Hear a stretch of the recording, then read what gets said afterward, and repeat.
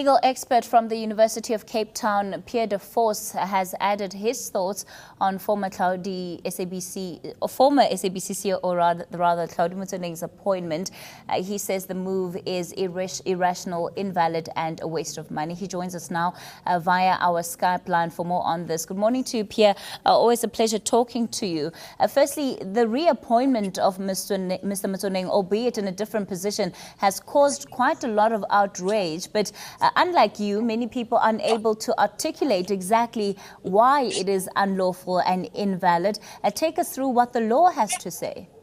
Well, you know, what the law says, obviously, we all know now since the eNCA judgment, is that when the public protector makes findings and issue remedial action, that is binding in the appropriate cases. So she made findings against Mr. Motsoeneng that are quite devastating, that he is dishonest, that he acted unlawfully, that he enriched himself, that there was a witch hunt, that the whole culture of the SABC has been completely compromised. And that is now binding findings of the public protector, which was not the case. That was not the fixed law handed down by the Constitutional Court when the High Court made its judgment. So that has now changed. So since that is binding, the SABC is now appointing somebody to a position that clearly, because of binding findings, it is impossible to say that that person could ever be fit for any of those jobs. It is completely irrational to appoint him to any position, unless, of course, the SABC is successful in reviewing and setting aside the binding findings of the public protector, which completely, at this point, as it stands, disqualifies him from any position in any company in South Africa, I would think. One of the findings also is around the issue of the board and the kind of influence that he has had on the board in terms of decision making. To what extent then does that, what position does that leave the board in this situation? Can they also be held accountable to be in breach of the public protector's findings?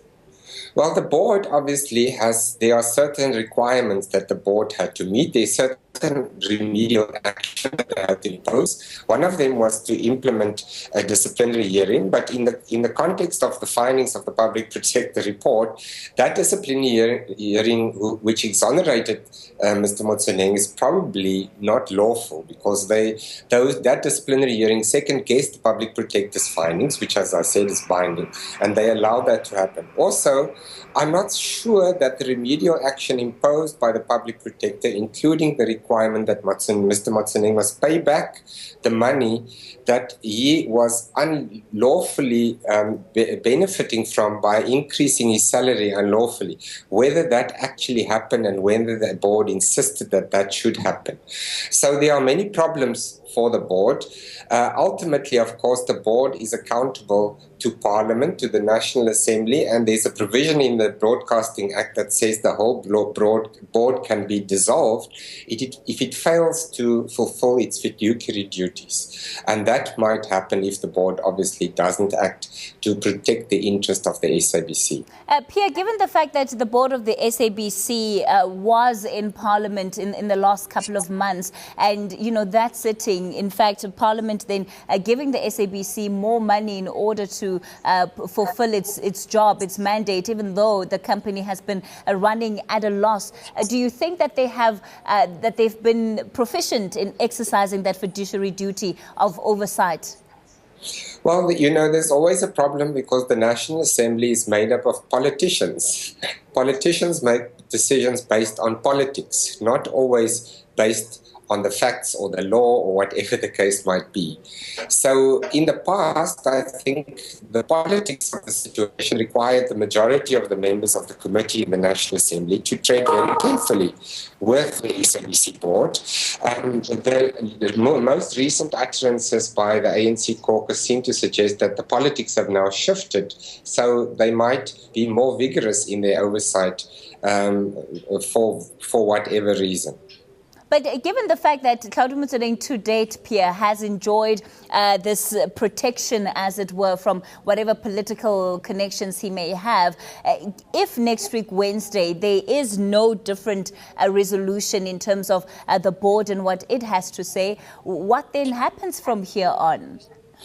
Well, we don't know, of course, because it really depends on what happens inside the governing party. The governing party is the majority party, so they will decide whether they're going to go ahead and dissolve the board and appoint a new board. That will depend on the debates happening within the party and who wins that debate inside the party of whether it is important to protect Mr. Motsoeneng or whether it's important to follow the rule of law. For the parties who want to pursue this matter further legally, what kind of case would they be able to build? Because essentially he can't necessarily be held in contempt of the court, can he? No, I don't think he can be held in contempt of court for the High Court judgment, because the High Court judgment just said that the High Court just nullified his appointment as COO. And at the time, because it was not sure that the Public Protector's findings were binding or not, it said, well, there must be a disciplinary case, and then after that, maybe he could be reappointed if the findings of the Public Protector are overturned, if they are not binding.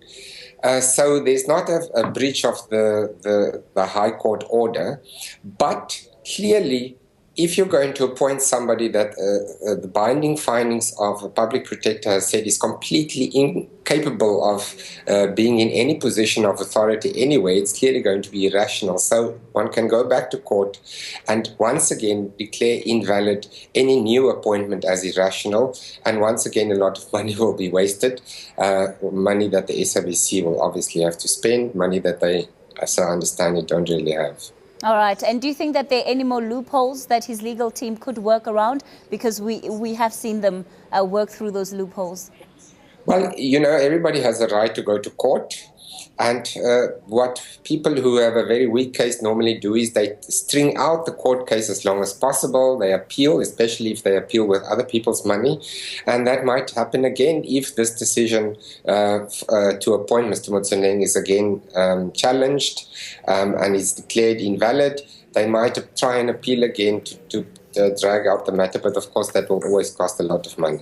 So it could still be a very long time. Pierre de Vos, he's professor, legal expert from the University of Cape Town, for us this morning.